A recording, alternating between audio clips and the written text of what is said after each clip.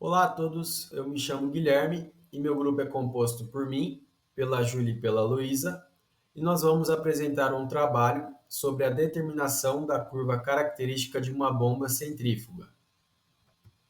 Passando então pelo sumário, primeiro nós vamos fazer uma breve introdução, depois vamos às aplicações, objetivos do experimento, materiais e equipamentos que serão utilizados, o procedimento experimental em si, a parte de formalismo matemático, os cálculos, gráficos esperados e análise, e por fim as conclusões e referências.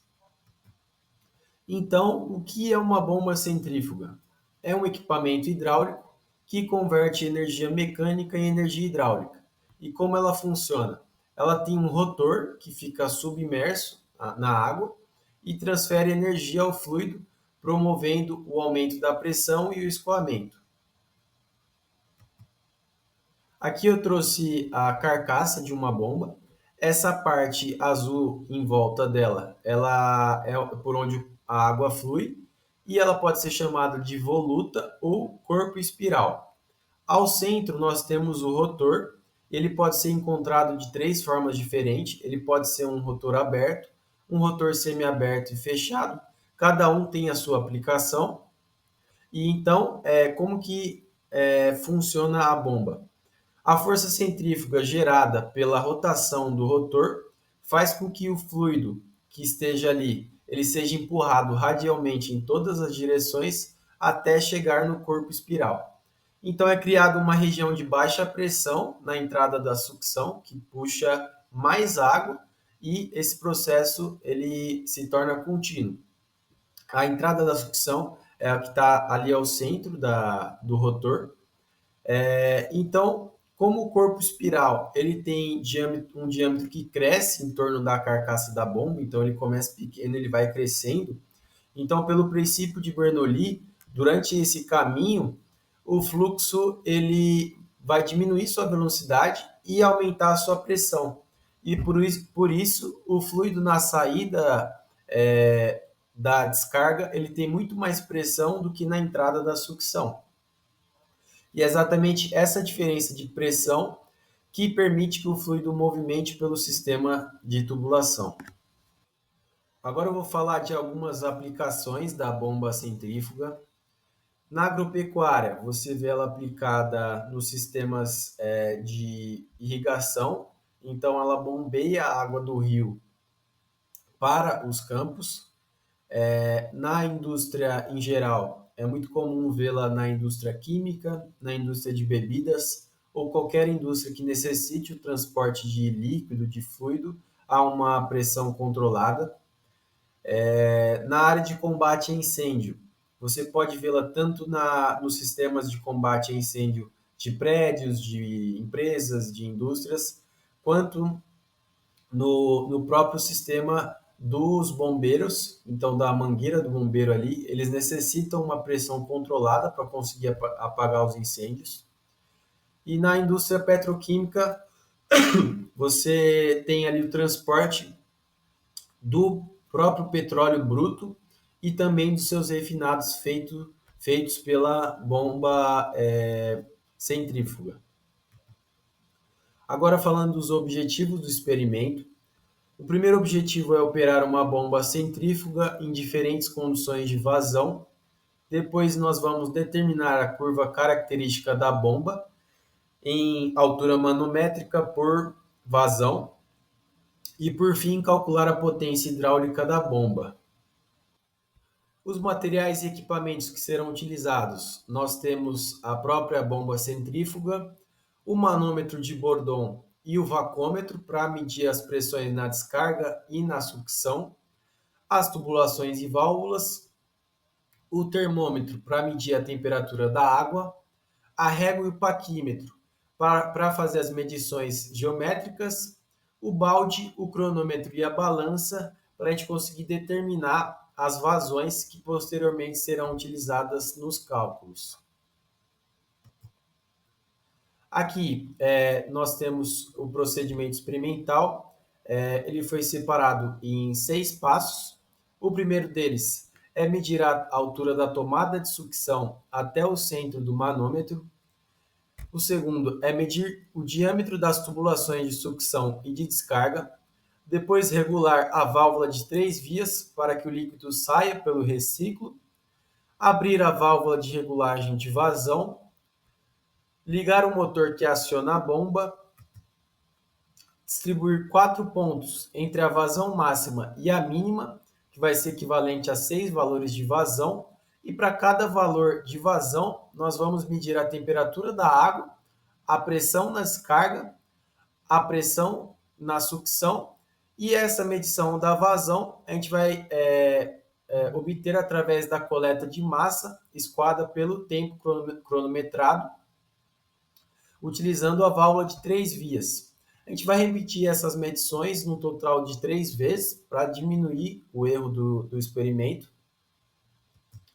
Aqui eu trouxe a ilustração dos materiais e equipamentos. Então, nós temos a bomba, o motor, o painel de comando que comanda o motor, que controla o motor. Aqui tem um medidor de vazão, mas a gente não vai utilizar. Eu já vou explicar por quê. Aqui tem uma válvula de 2 saídas. No nosso caso, é uma válvula de 3 saídas. 3 saídas exatamente porque essa terceira saída nós vamos utilizá-la para a gente fazer o cálculo da vazão. Esse cálculo vai ser feito com o cronômetro, um balde e a balança. Temos o manômetro, os manômetros, as tubulações dos acessórios e o reservatório de água.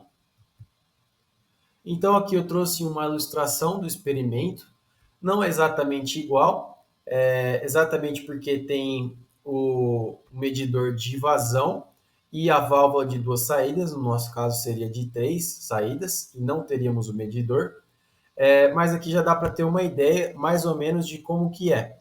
Então, você tem ali a água, que ela é puxada por uma diferença de pressão ali na bomba, ela passa pela bomba e a sua pressão ela é calculada antes pelo manômetro anterior à bomba e depois pelo outro manômetro. E dessa forma a gente vai conseguindo traçar os pontos da curva que a gente quer. Então, o primeiro ponto seria o ponto onde a válvula está totalmente fechada. Esse ponto você consegue obter a pressão máxima, que vai ser encontrado no manômetro depois da bomba. Essa pressão máxima também é a altura manométrica máxima, e ela também é chamada de shutoff, é a pressão máxima na vazão zero, e é algo que é extremamente importante para saber se a bomba está atendendo aos pontos da curva ou não. Depois você vai abrindo gradativamente a válvula, então você pode abrir 25% da válvula, achar os pontos de altura manométrica e vazão, depois 50%, 75%, e por fim você abre totalmente a válvula, que você vai encontrar o valor de vazão máxima e de pressão mínima, né?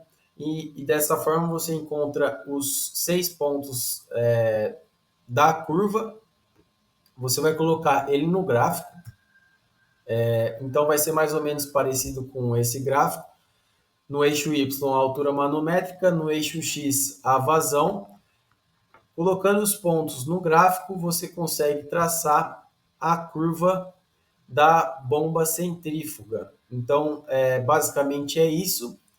Esse modelo está bem simplificado, é um pouco diferente do que acontece na vida real, mas já dá para a gente ter uma noção de como que é e como vai ser o experimento. Bom, agora que a gente conhece todo o procedimento experimental que precisa ser realizado no laboratório, a gente precisa ver qual que é o formalismo matemático para ser empregado para a gente conseguir obter os resultados esperados. Então, a primeira equação que a gente tem que considerar é a do balanço de energia mecânica entre a sucção e a descarga da bomba. Ela vai mostrar a energia que a bomba vai fornecer para o fluido para que ele consiga vencer as perdas de pressão, aumentar sua velocidade ou superar suas diferenças de altura. A equação é a seguinte que está apresentada aí, onde o H representa a carga da bomba, que a gente vai obter em metros. P é a pressão absoluta tanto da área de descarga quanto de sucção. V é a velocidade também de descarga e sucção. Z vai ser a altura em relação a algum referencial que a gente vai adotar no momento do experimento. O ρ é a densidade do fluido que está sendo bombeado. E o G vai ser a aceleração na gravidade que a gente consegue obter na literatura. Depois, outra equação importante quando a gente está falando de bombas é a da potência útil fornecida pela bomba. Ela vai indicar o valor de potência que o fluido realmente está recebendo da bomba. E é através dela que a gente consegue calcular também a eficiência quando a gente compara com a potência que é fornecida pelo motor. A fórmula é a seguinte, em que a potência útil vai ser a vazão mássica vezes a gravidade vezes a carga da bomba que a gente calculou anteriormente. Então, como é que a gente começa os cálculos a partir dos dados que a gente coletou lá no laboratório? Então, depois de coletar todos os dados necessários, a gente vai ter a massa de água que a gente coletou num balde e o tempo que foi necessário para completar, né, para encher esse balde. Através desses valores de massa e tempo, a gente consegue obter a vazão mássica através da divisão demonstrada na equação 3. Os valores estão todos no sistema de unidade internacional, então a massa em quilos, o tempo em segundos e a vazão mássica em quilogramas por segundo. Depois, com esse valor de vazão mássica, a gente consegue converter ela para vazão volumétrica através da densidade do fluido, que a gente também vai conseguir obter a partir da literatura, quando a gente conhecer qual que é o fluido que vai estar sendo empregado. Então, o Q é a vazão volumétrica em metros cúbicos por segundo, QM é a vazão mássica em quilogramas por segundo, e ρ é a densidade do fluido em quilogramas por metro cúbico. Com a vazão volumétrica encontrada, a gente vai conseguir obter a velocidade que o fluido vai estar passando ali pela bomba. A gente consegue isso através da equação 6, que é a vazão volumétrica sobre a área, e a área a gente encontra a partir da equação 5, que vai ser a área do círculo ali da seção transversal da tubulação, que é π vezes o diâmetro ao quadrado dividido por 4. O diâmetro provavelmente vai ser dado em metros, então a gente consegue encontrar a área em metros quadrados, e a velocidade vai ser dividir a vazão em metros cúbicos por segundo pela área em metros quadrados, que a gente consegue obter a velocidade em metros por segundo. Depois que a gente tiver a velocidade, a gente vai juntar esse valor com os valores de pressão que a gente vai medir ali na hora, a gravidade e a densidade e as diferenças de altura para calcular a carga da bomba. Com a carga da bomba, a gente vai aplicar na equação 2 para encontrar qual que é a potência útil da bomba, como eu mencionei anteriormente. Com todos esses valores encontrados, a gente vai conseguir traçar gráficos que relacionam a carga da bomba com a vazão e a potência da bomba com a vazão. Esse primeiro gráfico é o que demonstra a relação entre a carga da bomba com a vazão. Ele vai mostrar para a gente o desempenho da bomba em diferentes condições de operação, então é por meio dele que a gente consegue encontrar o ponto ideal de operação da bomba, que é o que vai dar melhores resultados. Já o gráfico da potência em relação à vazão vai fornecer para a gente a energia efetiva que é entregue ao fluido em diferentes pontos de operação. Então a gente vai conseguir calcular a eficiência em vários pontos, né, comparar a eficiência em vários pontos e comparar com a potência do motor para encontrar em qual ponto a bomba está operando com maior eficiência. Esse aqui é o cálculo para a gente conseguir comparar realmente a eficiência da bomba. E quando a gente vai dividir a potência hidráulica, que é a potência útil que a gente encontrou com a equação 2, pela potência do motor, que é a potência que é realmente fornecida pela bomba, vezes 100% para a gente achar ali um índice de eficiência e conseguir comparar com os resultados que a gente consegue obter pela literatura. Perfeito, Ju. Bom, seguindo agora para o que a gente espera encontrar com os gráficos e fazendo uma breve análise do que a gente vai encontrar. Primeiro, a gente tem aqui o gráfico que mostra a relação entre a altura manométrica e a vazão da bomba, que é basicamente a vazão, né? O volume que o fluido consegue. Volume de fluido que a bomba consegue transportar por unidade de tempo. E a altura manométrica é a energia que a bomba precisa fornecer para que esse fluido se mova pelo sistema. E essa curva, o que a gente espera encontrar é que ela tenha um comportamento decrescente, e isso porque conforme a vazão ela vai aumentando, a perda de energia também aumenta. o que acaba reduzindo a altura manométrica útil que a bomba consegue fornecer. Já sobre o segundo gráfico, a gente vê como a potência hidráulica varia em função do tempo, né? Sendo essa potência hidráulica, no caso, a potência útil que realmente é transferida para o fluido.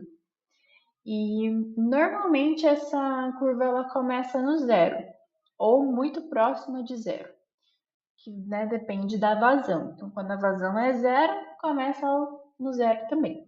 E aí depois ela vai aumentando, né? Então tem um comportamento crescente até encontrar o seu pico. Bom, falando agora um pouco da importância da curva característica da bomba, ela ela é muito essencial, né, na indústria. E é muito importante que seja feito um dimensionamento correto do sistema de bombeamento, porque faz toda a diferença para escolher a bomba mais adequada para o sistema. E uma escolha mal feita pode gerar desperdício tanto de energia quanto de equipamento e até ambiental. Então, para evitar isso, é sempre muito essencial que seja feita uma análise muito criteriosa sobre todos os aspectos do sistema, tal como as características próprias do fluido, para a melhor análise possível. Então, esses dois gráficos, né, da curva característica da bomba e a curva do sistema, elas são muito úteis e necessárias para essa análise. E como elas são usadas, né? A gente compara a curva característica da bomba com a curva do sistema para identificar o ponto de operação ideal, que seria a intersecção da curva decrescente com a crescente. E aí o ponto de encontro, no caso, né? Elas vão se encontrar, vai ser o ponto de operação. E nesse ponto de operação, então, a gente entende qual é a característica ideal que essa bomba precisa ter. Essa análise também ainda consegue garantir para a gente identificar qual ponto essa bomba precisa atender para se evitar um outro problema que é a cavitação. O que seria essa cavitação? É quando ocorre a pressão dentro do transporte, né, do fluido, e aí se criam bolhas nesse transporte que podem colapsar e causar danos materiais ao equipamento. Então, para que isso não aconteça, é legal fazer a análise do NPSH, que é o valor mínimo de energia que o fluido precisa ter na entrada da bomba para que não cavite. E aí esse valor ele já é fornecido pelo fabricante da bomba. Então, você tendo noção do quanto que o seu sistema vai precisar de NPSH para funcionar, você já pode ver na sua bomba, né, com base na análise dos dados, quanto que o seu sistema tem para ver qual bomba é melhor. Então, basicamente, essa experiência de análise das curvas permite visualizar de forma mais prática e intuitiva como que é o comportamento dessas bombas nas diferentes condições de operação. E é muito importante na hora de escolher a bomba ideal. É isso, pessoal. Muito obrigada e tchau, tchau!